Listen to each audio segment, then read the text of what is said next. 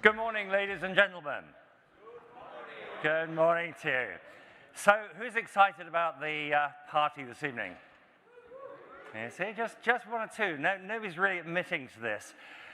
So, I'm going to immerse you in Open ID Connect and OAuth 2 for the next 75 minutes. And, you know, it's sort of dinner party conversation. And just imagine discussing Open ID Connect and OAuth 2. Well, maybe not. But what I want to do is, so how many of you are completely new to the protocol? Okay, so that's probably about a third of the audience. And this guy down here, I know that he's telling porcupines. He knows it very well. Daniel.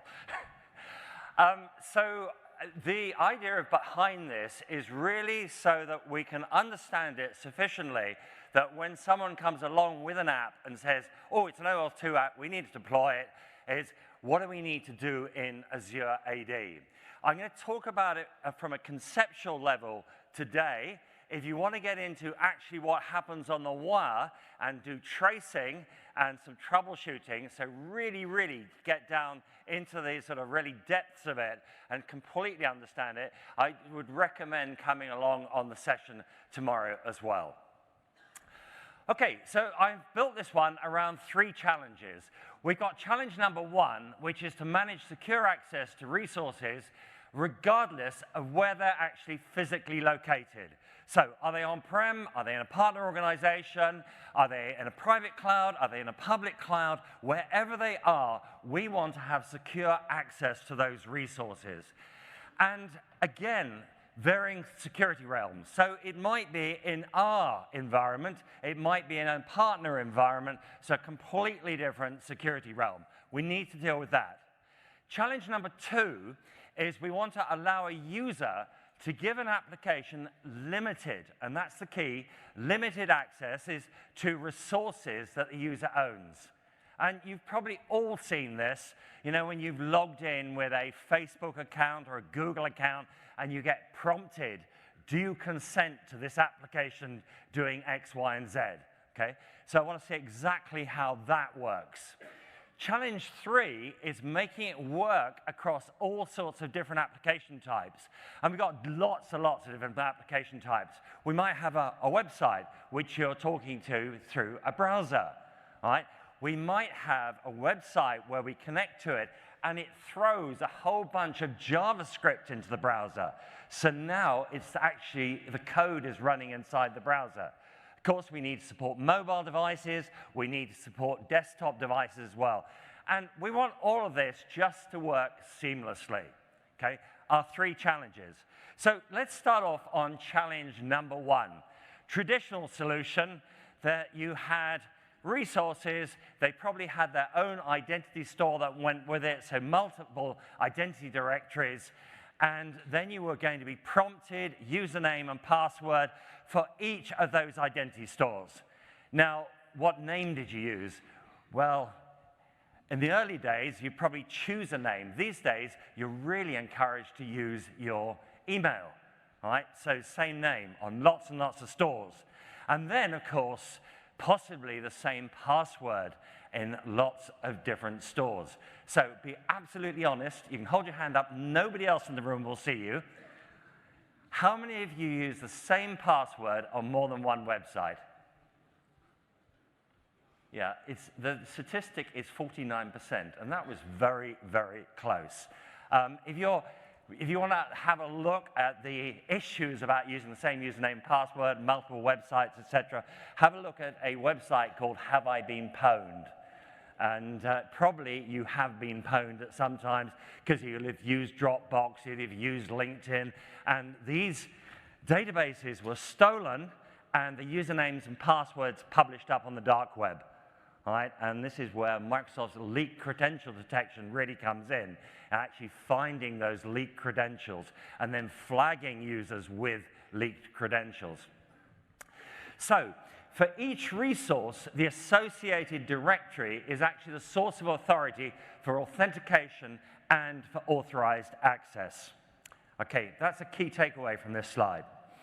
Now, if we go to on-prem AD, we have a single source of authority.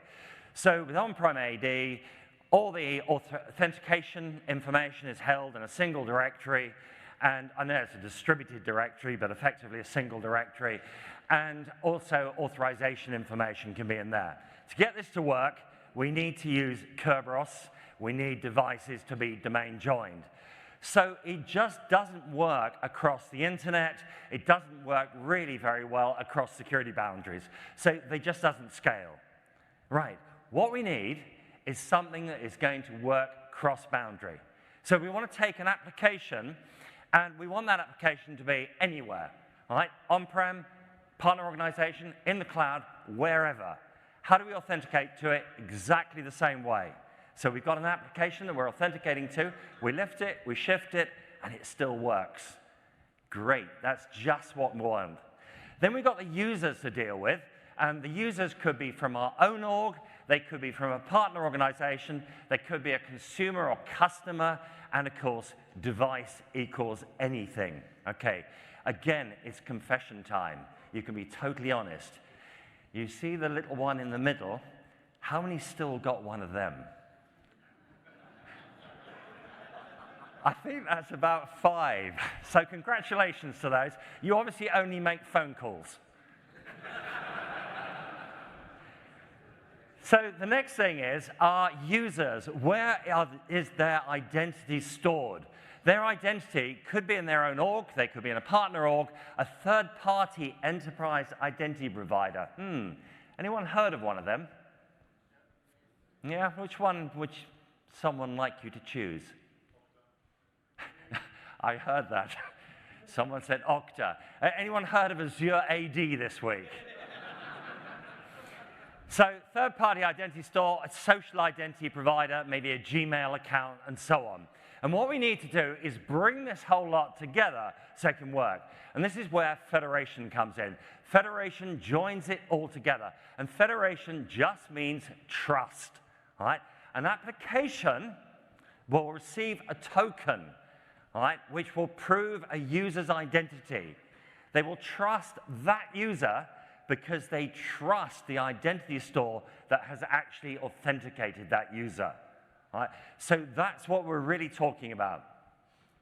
Just the basics, and this doesn't matter which protocol we're using, by the way. It all works in a very, very similar way. So we have a user, and what they'll do is they'll go to a security token service and say, please, can I have a security token that will prove who I am to application X? We're specifically asking for an application. This guy will say, are you authenticated? So how would that security token service know if you are already authenticated? What would you have? A cookie, yes. You already have a cookie that proves that you're already authenticated.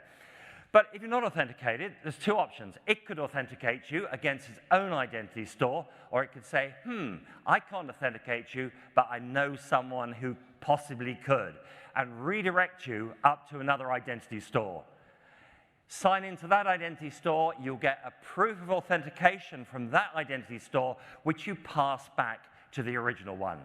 So now we get authenticated. So the user has been authenticated either locally with its identity store or by passing up to another one and getting a token as proof of authentication. Next job is we produce a security token which is going to prove the identity of the user to the application. That is presented to the app. And what the app's going to do is, number one, it's going to say, is this token for me? All right? So there will be a setting in there that will say the token is definitely for that app. Next thing is what it will do is it from an issuer I trust? All right? And then we can look at some timestamps. So is it genuine in terms of timestamp? And if all that checks out, hey, let's really check it out by checking the signature. We check the signature, and if we're happy with the signature, so we're trusting the signature from the STS. And that's really important. We trust the security token service to sign that, and we recognize that signature. Okay? If that checks out, then we definitely know it's for me. We definitely know that it's from a source that we trust. The timestamps are correct. And then we accept everything else that's on there. And those are referred to as claims, but by this point, they're assertions. They're assertions from that identity provider that these are true facts, all right? And that identity provider has signed it. Now, what can go on there? Pretty much anything you like. The reality, though, is what the security token service will allow you to put on there. Right? If you're working with ADFS, you could put virtually anything in there. If you're working with Azure AD or other providers, then it can be fairly limited as to what can be on there. On the wire, what actually is happening is our user hits the claims-aware application, and again, I'm not saying what protocol it is, hits the claims-aware application, and the claims-aware application says, are you authenticated? And what's going to, if we're already authenticated, what will we be passing to that app? A cookie. Okay, so again, we'll be passing a cookie across. So again, if we're not authenticated, what's going to happen is the app is going to redirect us, and it's going to redirect us to a security token service that it trusts. So we end up at the security token service, and when we end up at that security token service, there's a rather complex string that we pass, which basically says, please authenticate this user to this application. And there's a few other bits and pieces in, and one of them, which is really important, is, and when you've done it, please reply to this URL. Okay? So we'll need to know where to come back to. So having done the authentication, what will happen is we're now authenticated, so we've got cookies as proof of authentication with the STS, all right? And then we're going to return a token, which is going to be sent to the claims-aware app. Claims-aware app is going to go through the token, validate it, and then if that's all okay, it returns the page, and it returns cookies back to the user.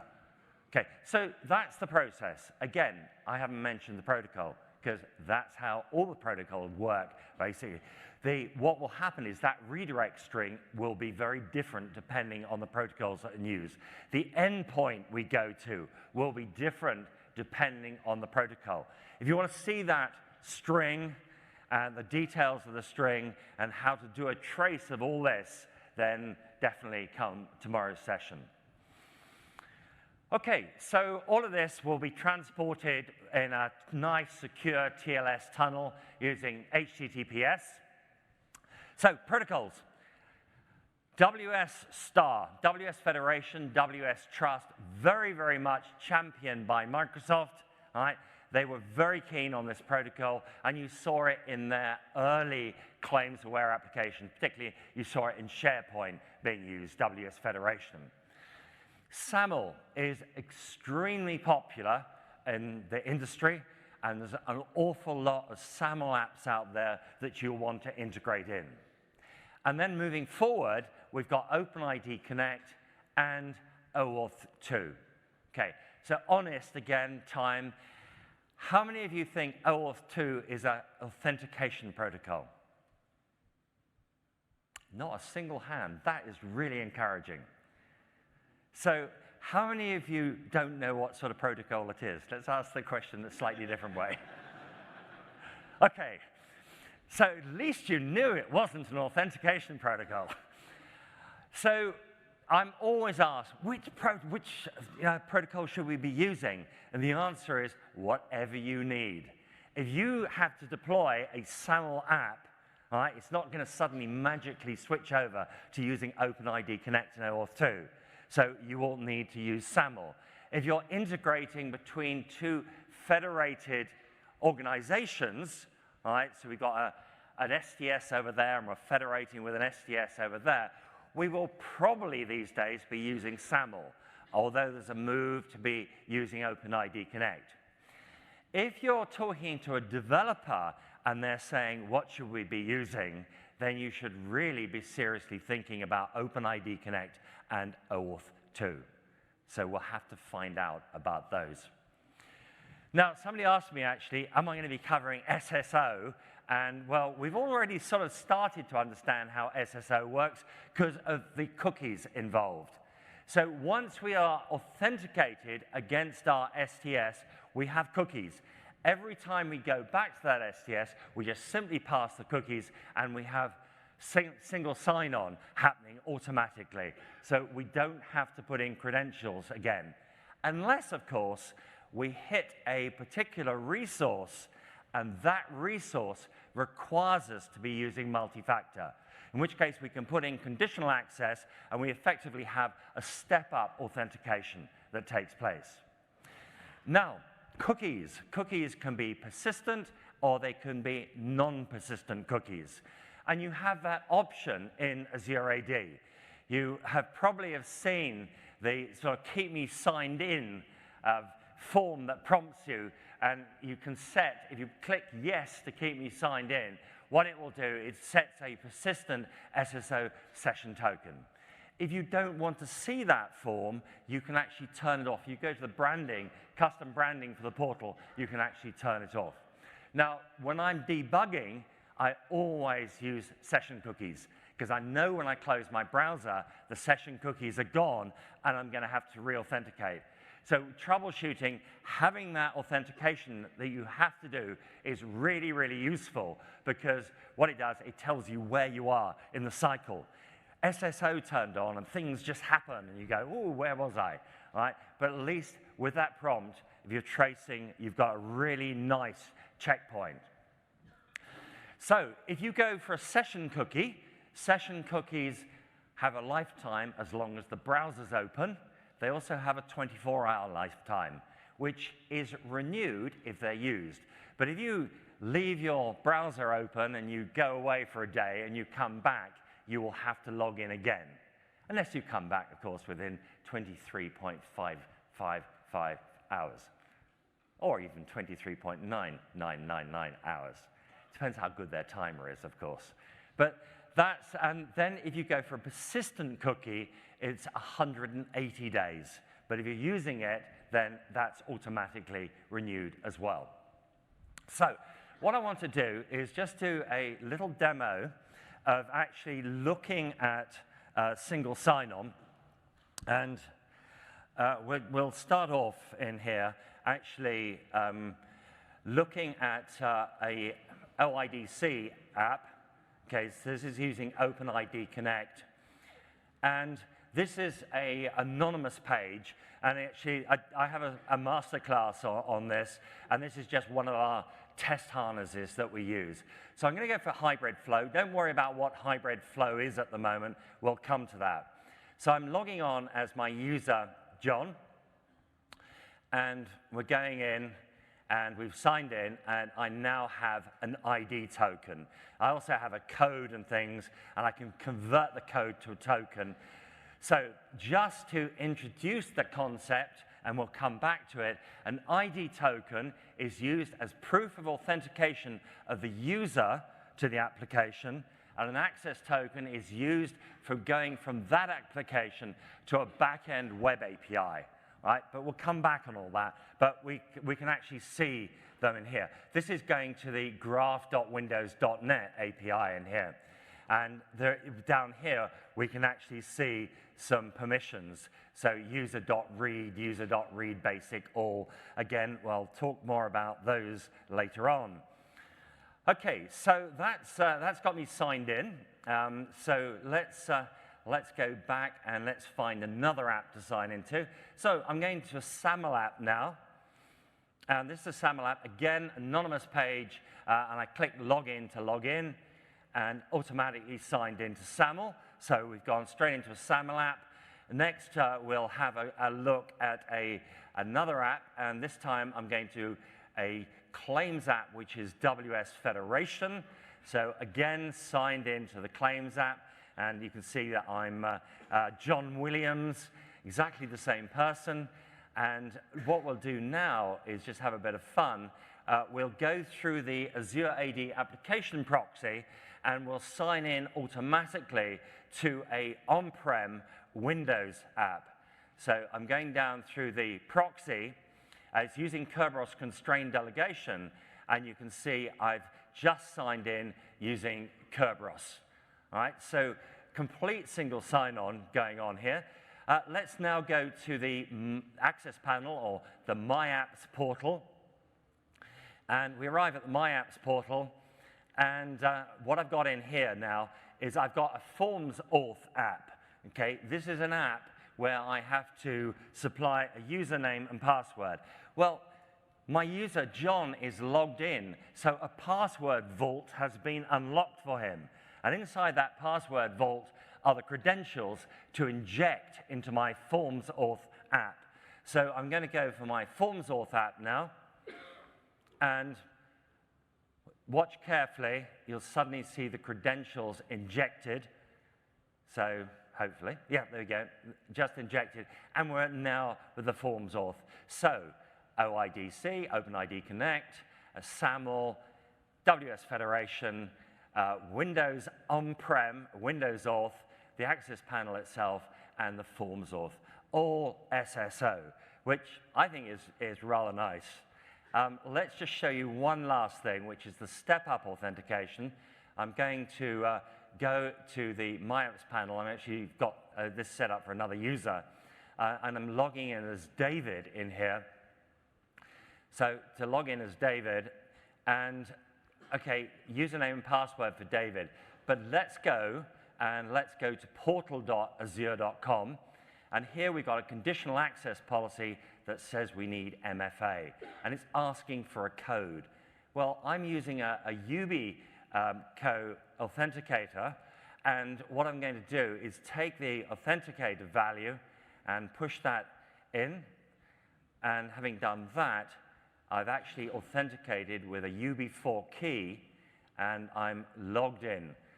So I think you know, that really shows you that SSO works across all protocols, and we can also support, even though we've got SSO, we can support step-up authentication by using conditional access policy.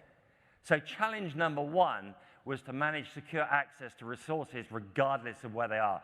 Well, some of those apps are in one place, some of them in another place, and I can lift and shift and move them around because they're using a federated protocol. Okay, so I think we can put a tick in the box for that one. Next job, allowing a user to give an application limited access to resources that they own. Okay? So, what are we going to do with that one? Let's look at the challenge, and let's look and see how this was accomplished in years gone by, and actually still done the same way occasionally. So I have the Hoochie Coochie 2020 social media aggregator. You can download this from the App Store, by the way. And yeah, you click yes, we'll get really enthusiastic about this. Yeah, bring it all together.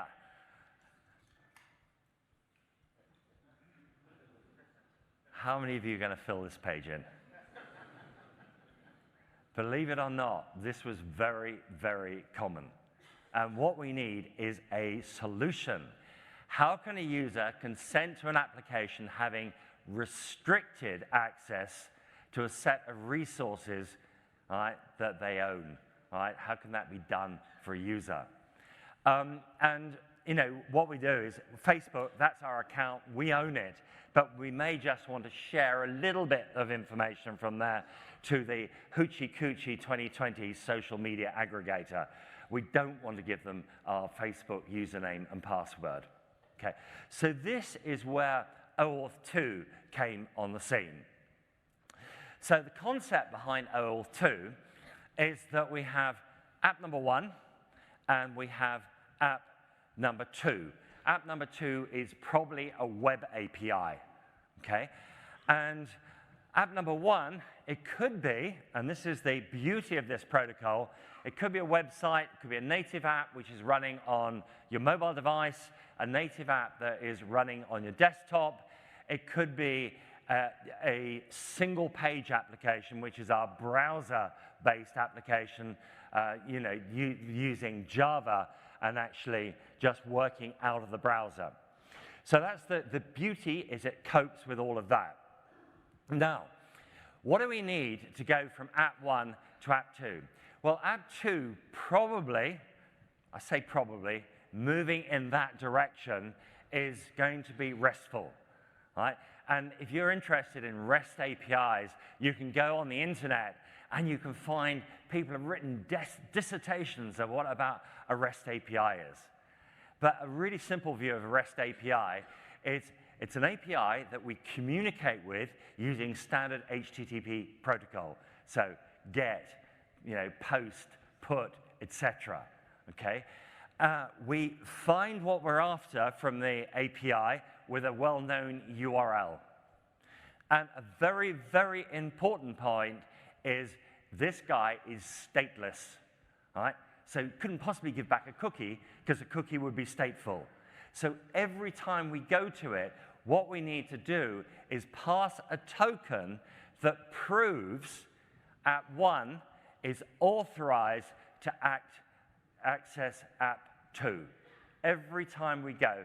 And that actually is referred to as a bearer token, and it ends up in the HTTPS request header. So we're now passing that across every time we're going to check that that is valid. And what happens is we're going to authorize app1 to access app2 for the user using the user's identity. There are other ways of doing it, which I will come to, but using the user's identity, but will limit the scope or the permissions that can be granted. Okay? That's what OAuth 2 is about. So we need a bit of terminology. So to go with OAuth 2, there is a thing called an authorization server. And think of the authorization server as a security token service. Think of it as Azure AD. Azure AD implements this, okay? But in official terms, it's referred to as the authorization server. You then have a resource owner, and this resource owner, actually in this case, owns resources on app 2. So we need to bring app 2 into the picture. That's referred to as the resource server, okay? We need one more component in here, and that's the front end, or as we saw in our picture, app 1. And that is referred to in OAuth 2 terminology as the client. It has an identifier which is called the client ID. All right? Microsoft have named it in the Azure AD interface as the application, and they also call the client ID an application ID. All right? Application ID, client ID, think of them as the same thing. If you look on the wire, you will see a client ID. All right? If you look in the UI to configure it, you will see an application ID. All right? You just got to love that, somehow Microsoft occasionally changes names. So, and this, again, very important thing. The resource owner authenticates against the authorization server so that they can consent to the client, or app1, having limited access to the resource server. But they're going to log in and prove their identity to the authorization server. And what will happen is, if they consent, now a user doesn't have to consent, an administrator can consent on behalf of all users, but once consent has been given, the app1 will get an access token. And on that access token will be a limited set of permissions that allows it to, app1, to have limited scope in terms of what they can do on app2. So in terms of looking at all of that, authorization server is Azure AD, right? The client and the client ID is referred to as application, and the resource server is also defined as an application.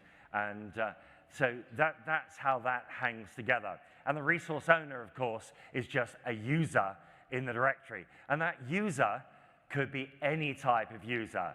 So it could be a cloud-only user, it could be a hybrid user coming from on-prem, it could be an external user through federation, and it doesn't matter. That's the user is any user in the system, right, that we can assign to an application. Next job, and this is where this thing about V1 comes in. Now, you may not see it saying V1 anywhere in some of the documentation. Basically, Azure AD started off with a particular behavior, and there's a new behavior which is coming out in V2. But what I've done is I've put V1 just so there's no confusion. So this is Azure AD V1, Applications and Resources. And the way Microsoft has designed this is what they did is they said, what we need to do is declare the static permissions, right? So we've got this app 1, right, which can go to app 2 with a certain permission. It can go to app 3 with a certain permission, go to app 4 with a certain permission. You know, whatever you want, if you want that guy to be able to get an access token to another application or resource, we have to predefine the permissions, right? That is the way they went.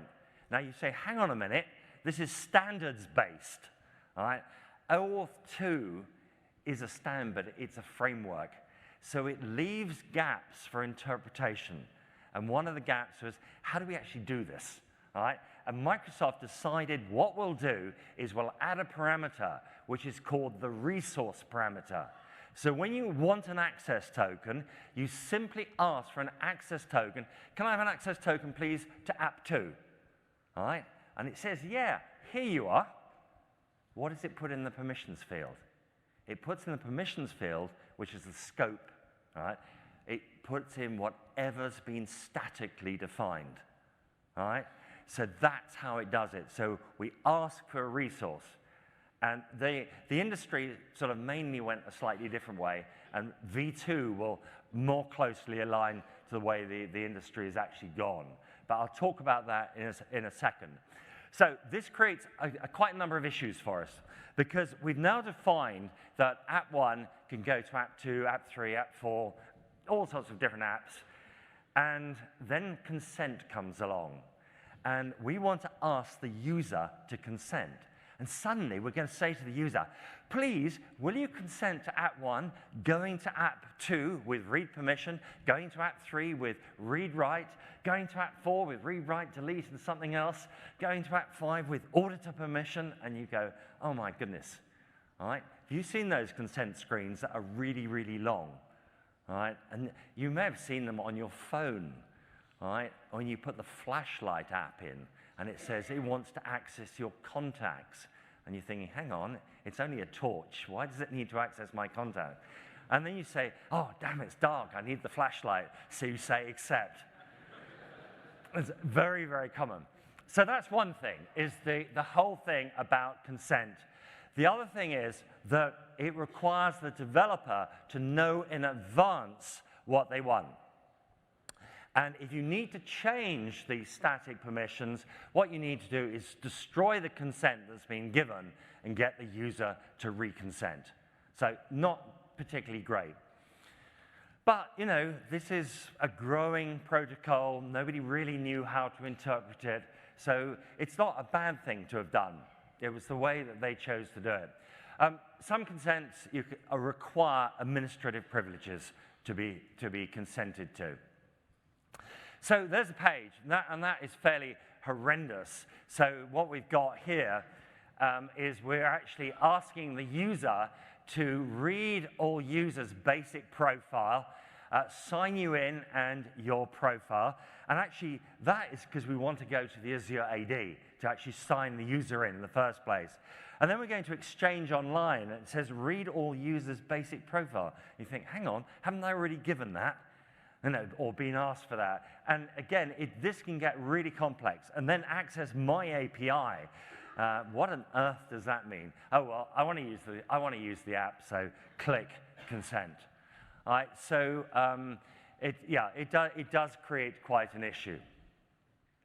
Now, V2 has come along, and with V2, we don't have to statically define what the front app needs to go to the back app.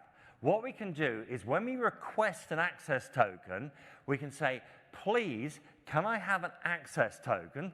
This time in the scope field, which holds the permission, we say to a particular resource with a particular permission. And a couple of examples of scope are shown there. So the scope parameter is set to https graph.windows.net/directory.read.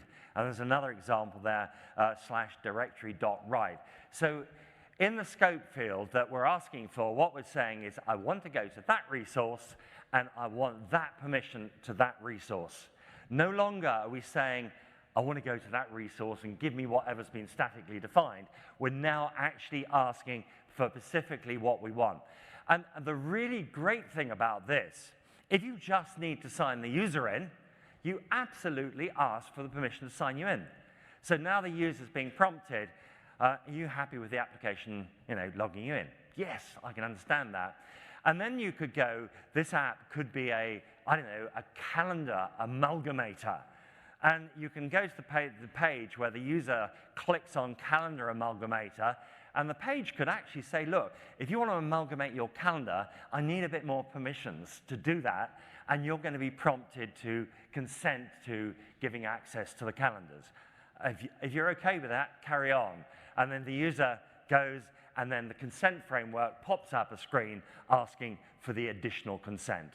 So we can do that. So what we can do is we can incrementally ask for consent.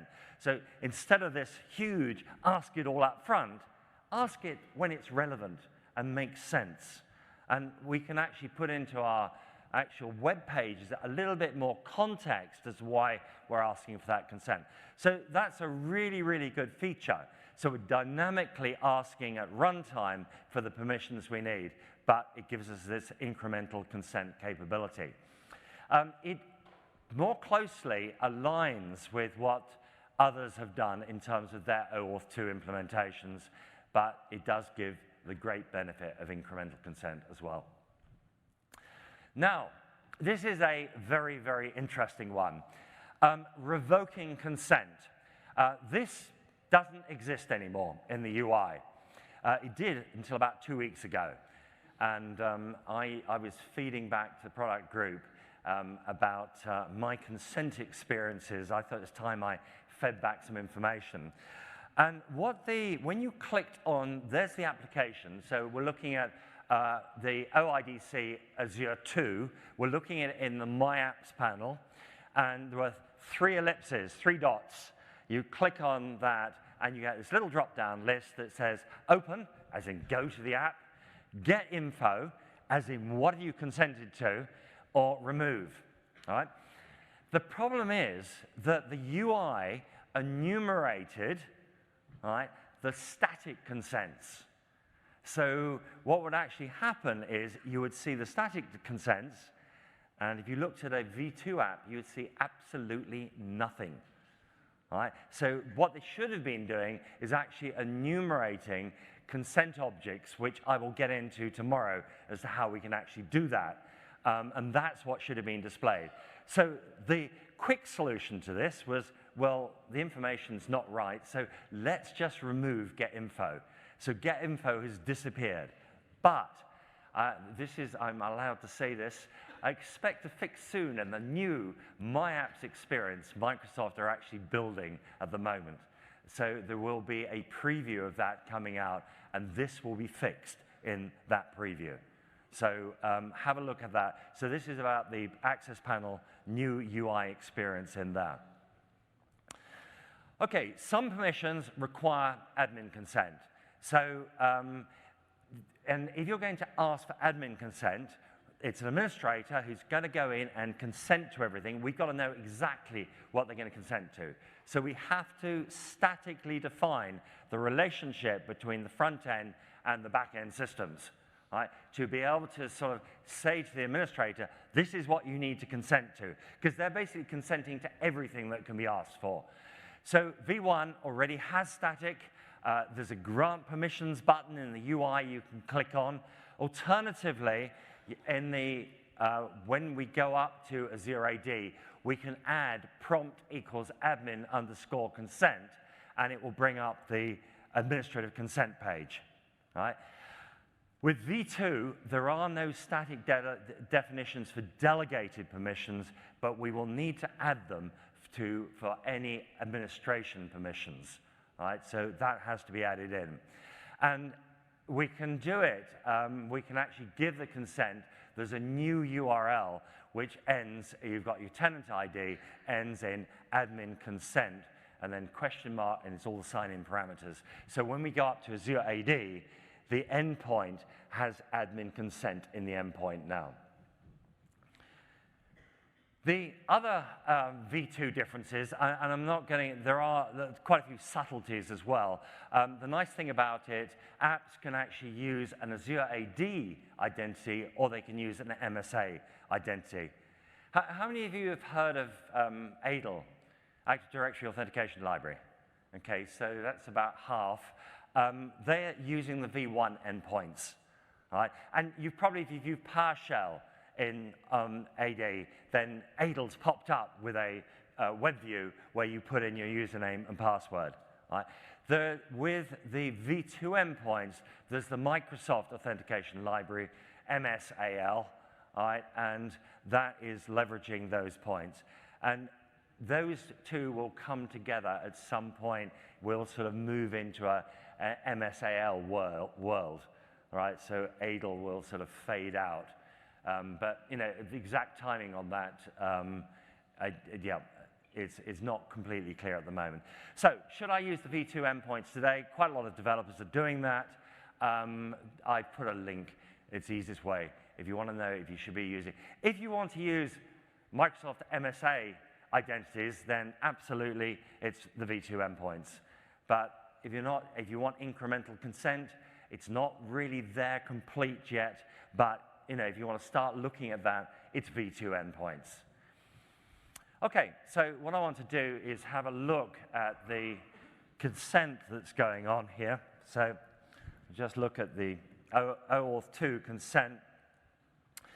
And I'm going to go in and we'll go into our OIDC Azure app. And we've been in here before, so we're not actually, we weren't prompted for consent, and absolutely we're not going to be prompted right now. So I'm logging in as my user, John, again. And we're in, so what I want to do is go into the My Apps panel, or the Access panel, and going across, and what we should find is we have our OIDC Azure app. Click on the three ellipses, and what you would have seen 2 weeks ago is you would have seen open, get info, and remove. So get info would actually be displaying the static consent list, and I'm going to click on remove, which is basically what it does is it's going to blow away the consent that John has given. So we're going to remove that from John's access panel, and now if we go back in again, what we'll see is we'll go in, and again, I'm not logging out, so I'm going to go in with cookies. Now we're being asked to consent. So by taking out that, by taking out the information from the My Access panel, we are now prompted for consent. So I'm going to cancel that for the moment because I want to leave it as it is.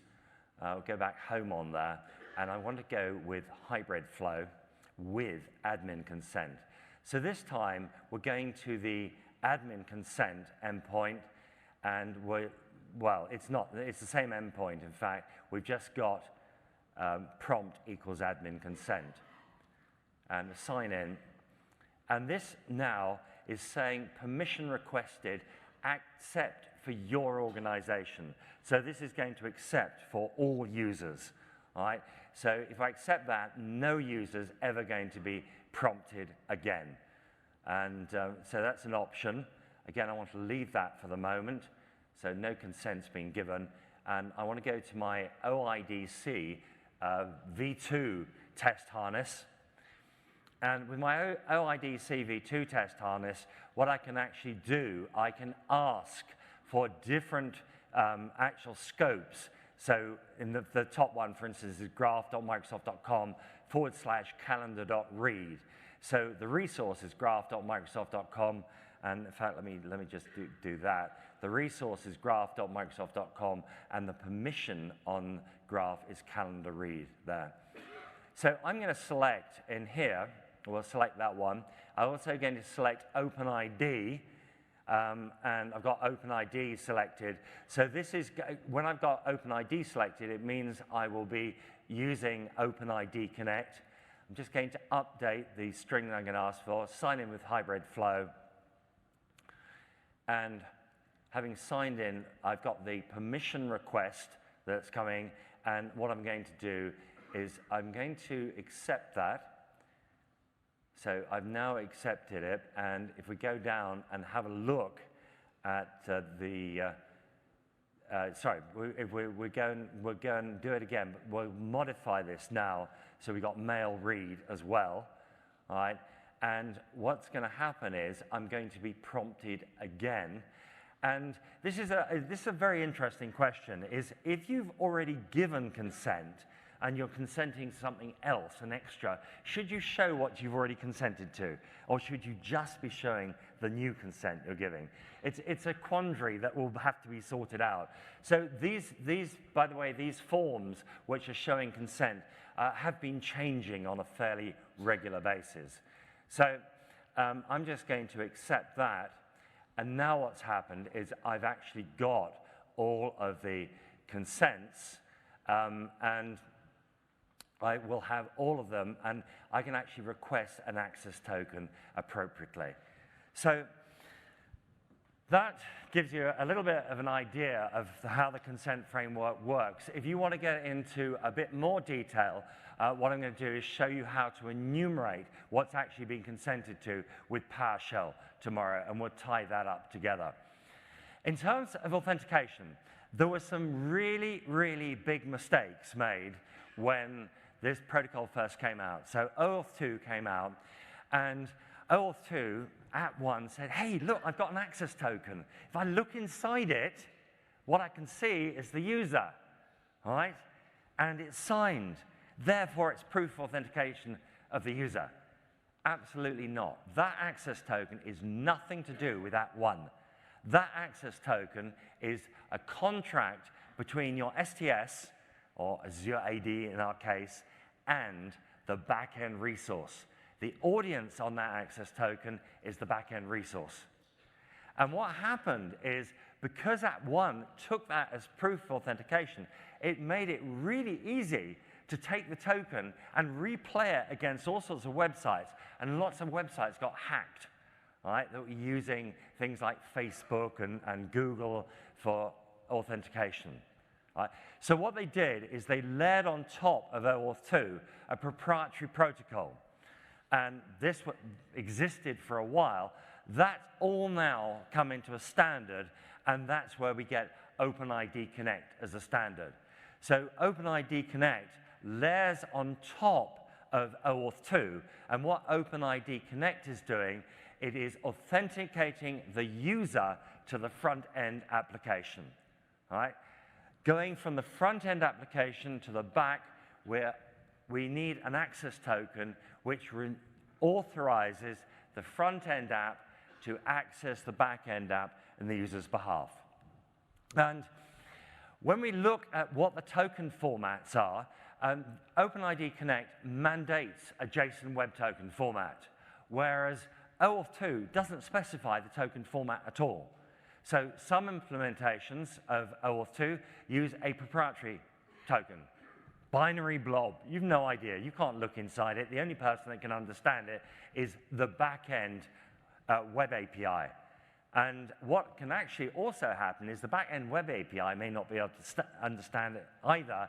Though in the standard, there's an ability to go to an introspection endpoint where you can actually send the token up, and the endpoint will say, yeah, it's a good token, and here's the information for you. All right? So that's a possibility. But Microsoft went down the route, they said, let's make the access token a JSON Web Token as well, which actually, in terms of troubleshooting, makes life a lot easier. But it doesn't have to be a JOT. All right? And you'll find, I mean, Google, as I say, implements it as a proprietary token. The other thing I just want to be absolutely clear about is when you are saying, hey, I need to understand a bit more about this, look at the specs, read the specs. Be careful. you need to be looking at the OAuth 2 spec. If you just sort of look at the OAuth spec, you might be looking at the OAuth 1 spec. They're totally different, right? If you say, oh, I'm reading this, I don't understand this Open ID Connect stuff at all, you could be reading the Open ID spec, which is completely different to the Open ID Connect spec. All right, so just make sure you're looking at the right specifications. JSON Web Token, when you look at it, it has 3 components. The top component is the header, which basically says, this is a JSON Web Token. It'll have a signing algorithm in there. It will also have an identifier for the key that was used for doing the signing. And we can go and recover the public part of that key and actually to verify the signature. You've then got the body, and the body is sort of self-describing. It's JSON format as a JSON document. It's base 64 encoded, and what we can do is we can see over there, and it's fairly obvious, ORD is audience. This is who the token's for. Ish is the issuer, is who issued it. The next one, IAT, is issued at, and it's an epoch time, which is, basically Unix time. So it's the time since the very beginning of January 1970 in seconds. All right? And so you can calculate it, or there's lots of epoch time converters. So fairly obvious what's in there. And what you've got is you've got a full point separating the header from the body, and then you've got a full point separating the body from the signature. Token validation, absolutely essential. And what I'll do tomorrow is I will talk more about that. I will also show you how you can test to see if your developers are actually checking the signature. Quite a number of times I've found that signatures have not been checked. And actually, when sort of these protocols have been attacked, it's normally because the protocol hasn't been handled properly, i.e. the signature hasn't been checked. There's a thing called a nonce, and what a nonce is when you send that string up, you send an unguessable number with it, and that comes back to you inside the token, signed, right? So if you never originated this, it could be a replay attack. So the token's being captured somewhere else, and it's being played against you. So that's a protection against replay attacks. And then cross-site request forgery is very common, and there's a state parameter. Again, we set a state parameter, it goes up, and when it comes back, that state parameter will be the same. If you want to see exactly how these parameters, how the nonce, etc., comes back, tomorrow's the time to do it. Okay, so we have the front-end app, we have the back-end API, and we have an access token. And you want to revoke it. How do you do it? The front-end APIs, the front-end app's gone a bit rogue, all right? So it's not going to give the token up for you. It's not going to revoke it itself, all right? And remember, the back-end API is stateless. So all it's going to do, it's going to receive the token, it's going to validate it and say, yeah, you're in. So what can we do? Well, what we can do is we can set a short lifetime on the access token, all right? And then the user disappears, logs off, and this service is meant to access this service and carry on doing it. How do we deal with that? Well, what we do is we use a thing called a refresh token, all right? So now my front end has an access token, short-lived. In Microsoft terms, short-lived is 1 hour. And a refresh token, which can actually remain active and forever. You know? And what happens now is this guy at the front says, I need to go there. Oh, my access token nearly is timed out. What I'm going to do is I'm going to go back with a refresh token and say, please, can I have a new access token? And what you actually get back is you get back a new access token and a new refresh token. Right? But what this gives us the capability of, because we're going back to the STS with a refresh token and saying, please let me have a new access token, the STS can say no. all right? And the way you make it say no is to change your password, which will revoke your refresh tokens, or you can use a little bit of PowerShell, which will revoke all refresh tokens for a user. So you can do it that way. And this way, we can, if we do need to revoke, we can revoke. But if this app here needs to come on accessing the backend API forever, it can do it, all right? But change password, and we have to start again. We have to get a new refresh token, well, and a new access token. So what I want to do is just give you a very little demo here of the access and refresh tokens. And so we'll have a look at that going. I've got the ability of getting a refresh token. And I'm going to, for this one, I'm going to use my OIDC v2 version. And when we get there, we'll set a scope, so graph, mail read, etc. Open ID, update that, and then sign in with hybrid flow. We're not going to be prompted for consent because it's remembered all of that. So in we go. And now we're signing in as our user, John. And what we've got is an ID token, and then we convert the code to a token. Now, if you're wondering where the code comes from, hang on a little bit. We'll come to that very shortly. And what we can see is down the bottom, down here, so it says no refresh token. I don't have a refresh token. To get a refresh token, I've got to change the ask in the first place. So what we can do is we can actually go and change the ask. So remember the scope, and I'm going to say I want offline access. So I enable that. I update my scope request. So just concatenates this lot together. And then I'm going to go off again with hybrid flow. And we do convert the code to token. And this time, I'm going to have a refresh token. Okay, so I can use this refresh token to get a new access token. And just let's just look at this. Can you see the epoch time just ends 6994? Okay, so that's the current token, the issued at.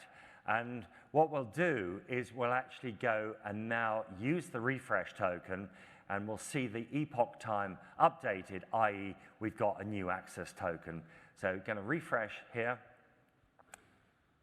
And going down and looking at that, we can see that our time has changed to 7025. Okay, so this is now a new access token. To go with it, we'll have a new refresh token as well. Okay, now if we actually want to revoke all of this, we could change the user's password. Alternatively, we can use a very tiny bit of PowerShell, which is basically getting the object ID of a user and using revoke Azure AD user all refresh tokens. So I'm going to run that little piece of code, and we'll just run it through the ISE, and that's done. And now let's refresh our token again. So we go back to the home and go refresh access token, and it fails. So no ID token, no access token, no refresh token.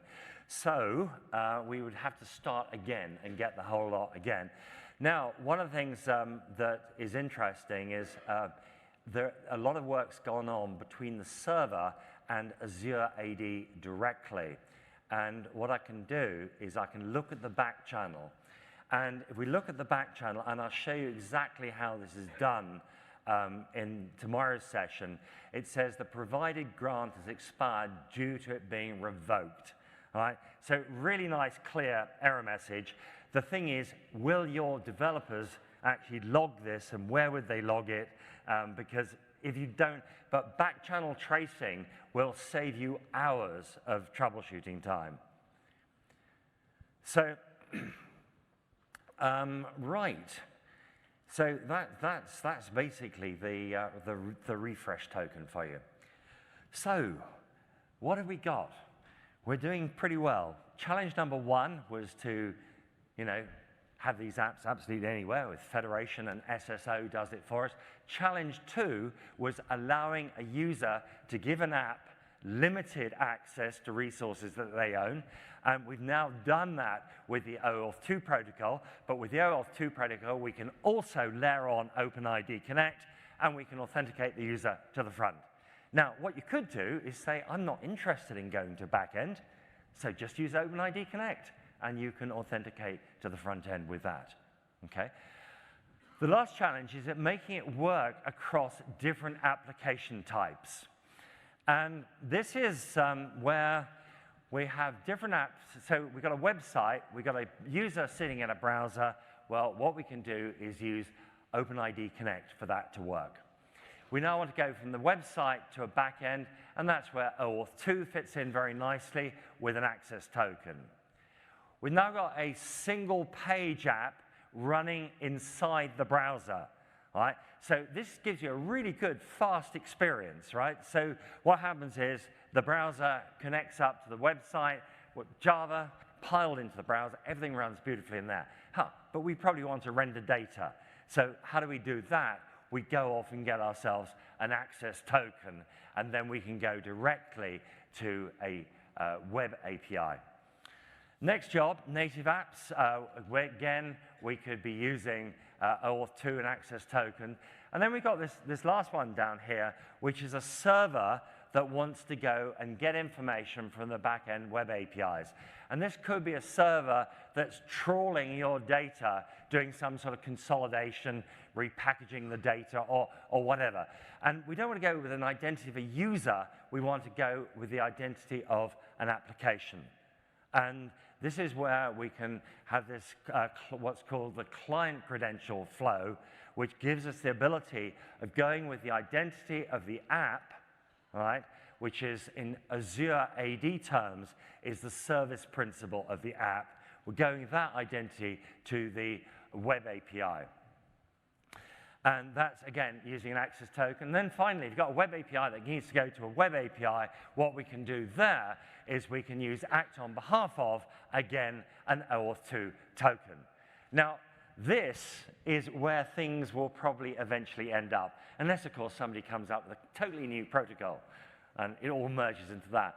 But today, your website may well be going to the back-end web API using some form of key, all right? But the idea is we've seen the advantage of the access token. It can be time limited. We can use a refresh token to go with it, and we're in much more control. So this is where things will go, all right? But they're not like that necessarily today, okay? So how do we acquire a token? And there's lots of different ways about acquiring tokens. It depends on the application how we actually acquire the token itself. And these are referred to as grants or flows. And there are different flows. And you can have a website and a server itself, so going from the server directly using the server's identity, or having a website, they're probably sitting in a data center somewhere. We can trust them with a secret, all right? Whereas if you've got a native app, which is running inside a browser, running on a mobile, running on desktop, you can't distribute a secret to it. Because, if you put it in the code, well, number one, somebody could reverse engineer the code, find the secret. Number two, how would you ever change it if you needed to? So there are two classifications. There's what's called confidential clients and public clients. So confidential clients can have a secret, right? Public clients can't have a secret. So it's another thing we need to deal with. And there are various flows or grants, as they're officially called. And there's an authorization code grant where we get a code back, and the server swaps the code for an access token. And it can be done using the application ID plus a secret. That's one flow. It could be done with no secret, which is less secure, obviously. And it can also be done, there's another way of doing it, which is using PXE or proof key for code exchange, which is sort of generates a pseudo secret. Implicit grant that's something we'd use with a SPA, where we get an access token directly. So using a SPA in there, we would use implicit grant. Resource owner password credential grant is rather frowned on because it's potentially not terribly secure. The idea, but concept behind it is you have a trusted piece of software. And let's say that's a trusted piece of software for doing your banking, right? And asks you to put your username and password in. Well, if it's a first-party app from your bank, you'll probably trust it, right? But if it's the Hoochie Coochie 2020 banking app that will aggregate all your money and spend it for you, then would you trust it with your username and password? Probably not, all right? So that does exist. The last one there is the client credential grant, which is a way that we can ask for, we can actually ask, a server can ask for a token using its own identity. If we want to know where the endpoints are, there's a discovery endpoint, which is basically .well-known or well-known Open ID configuration. And the stem for that is it's login.microsoft.com followed by your tenant ID.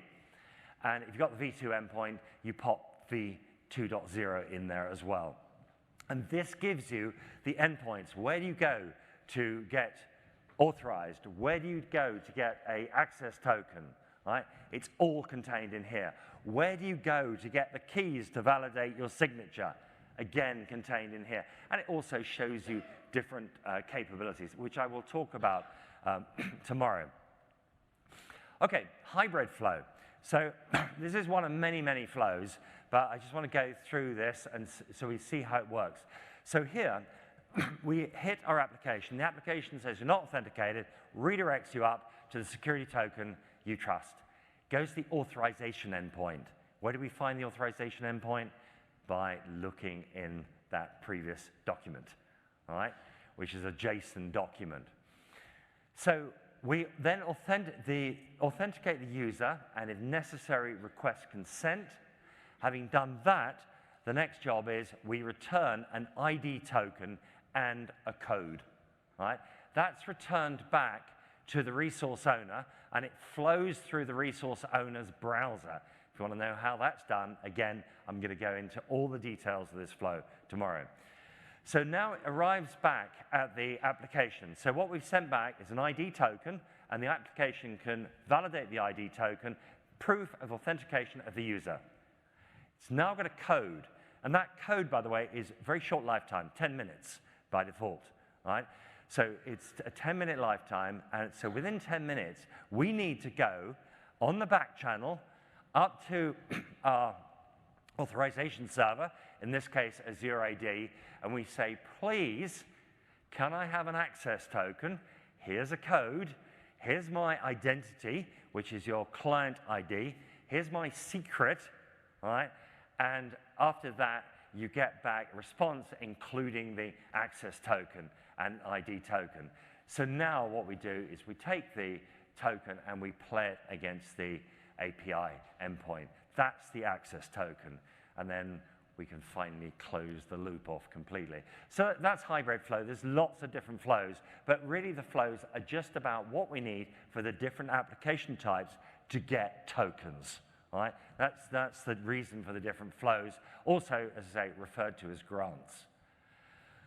Now, when it comes to registering an app, there are two portals. There's the portal you're probably familiar with, portal.azure.com. Go to application registrations, right? And that's where you register your apps.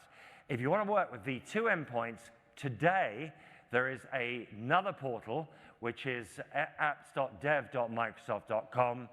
And these two will merge, all right, and expect a public preview of the merged portal somewhere around the November timeframe. Because at the moment, you know, if you want to do an v2 app, you don't put it in your portal.azure.com, you put it in this apps.dev.microsoft.com. So for both portals, you're going to need a client ID, you need a client secret, and you'll need a redirect URI. So let's just have a very brief look at the two portals. So what we're going to actually look over on the server here, where I've got the thing open, and we need to find our OIDC app. So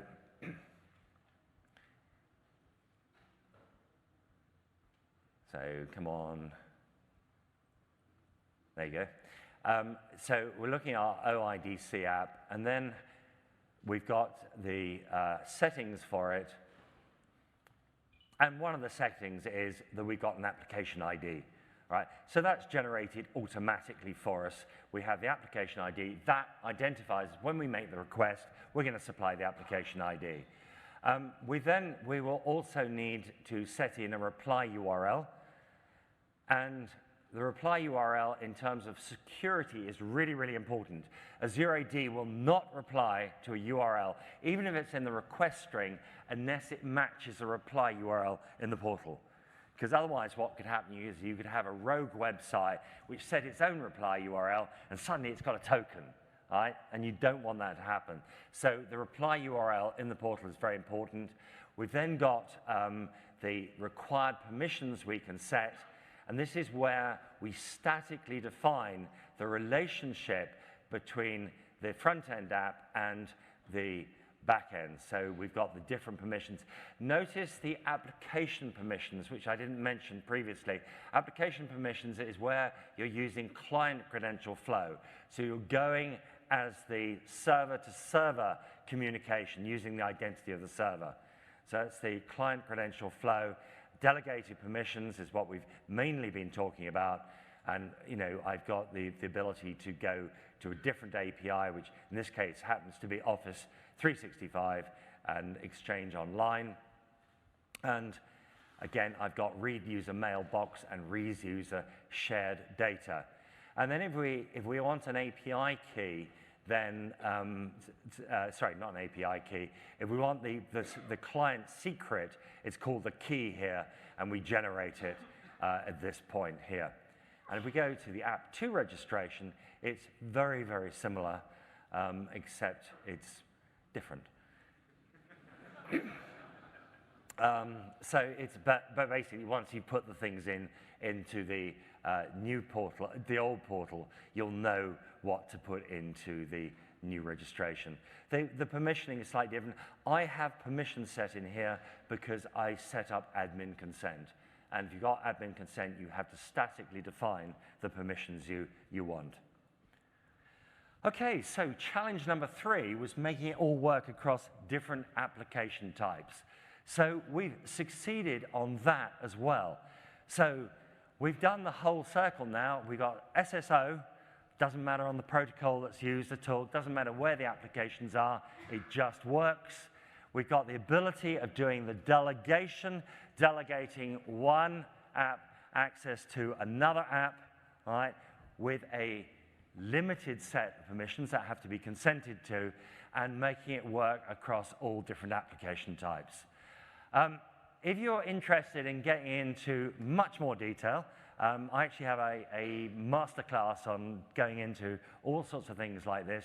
Have a look at our website. And one thing I will really please ask you is the evaluations. Some people do them, but actually, if we don't have enough people do them, and actually there's really very few people do them, they don't actually get counted. And as external speakers, it's really important for us. So please fill in the eval. If you've put in comments, I read every comment. They're really useful because I like to improve any sessions I do. But it is really important we get that critical number, otherwise they don't get counted in the system. So please, please, please fill in an evaluation. And if you want to contact me, I am available. My email's on the front. Follow me on Twitter, and come to tomorrow's session if you want more of this lovely stuff. Thank you.